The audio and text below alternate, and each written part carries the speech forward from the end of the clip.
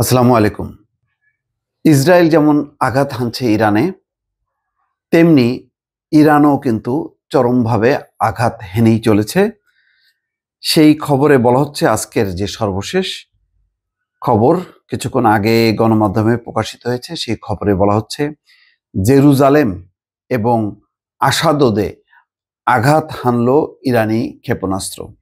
তার বর্ণনায় বলা হচ্ছে যে ইসরায়েলের বিভিন্ন এলাকা লক্ষ্য করে ক্ষেপণাস্ত্র ছুড়েছে ইরানের সামরিক বাহিনী। এরই মধ্যে জেরুজালেম এবং আশদোদ এলাকায় ক্ষেপণাস্ত্রে আঘাত এনেছে বলে ইসরায়েলি গণমাধ্যমগুলো বলছে।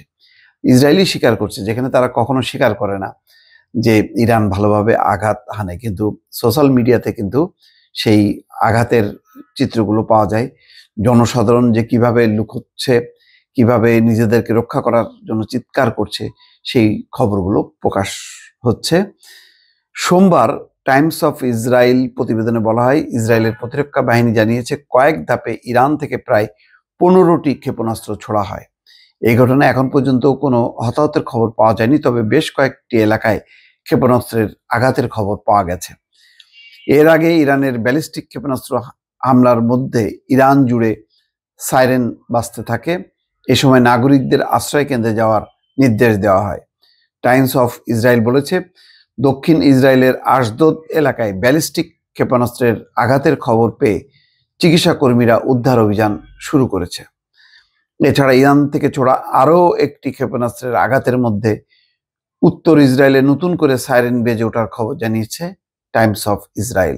এদিকে ইরানের পশ্চিম, পূর্ব ও মধ্যাঞ্চলে অবস্থিত কমপক্ষে 6টি বিমানবন্দরে, মানে ইসরায়েলের হামলাটা ছিল ভয়াবহ। 6টা বিমানবন্দর লক্ষ্য করে তারা হামলা চালায়।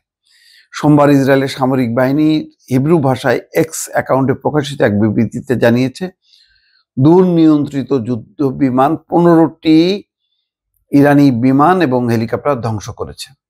বিবৃতিতে বলা হয়, এই হামলায় রানওয়ে, ভূগর্ভস্থ বাংকার, একটি জ্বালানি সরবরাহের উড়োজাহাজ এবং ইরানের F-14, F-5 এবং H-1 মডেলের বিমান ক্ষতিগ্রস্ত হয়েছে।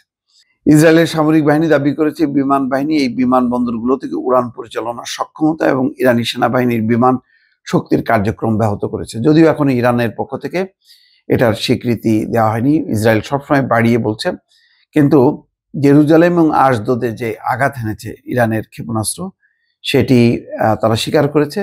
স্বীকার করার কারণ হলো এই যে ক্ষতিগ্রস্ত লোকজন, ইসরায়েলি জনগণ, কিন্তু তারা ওই চিত্রগুলোর সাথে সাথে তাদের সোশ্যাল মিডিয়াতে প্রকাশ করছে।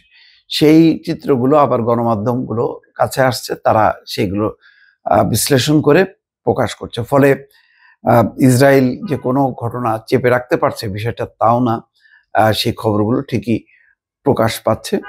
যে ইসরায়েল যেমন ঘটা করে প্রকাশ করছে ইরানে হামলার ঘটনাগুলো, তেমনি ইরান প্রকাশ না করলেও সোশ্যাল মিডিয়ার মাধ্যমে প্রকাশ হচ্ছে যে ইরানও নিয়মিতভাবে হামলা চালিয়ে যাচ্ছে। দর্শক, ভালো থাকবেন। আল্লাহ হাফেজ।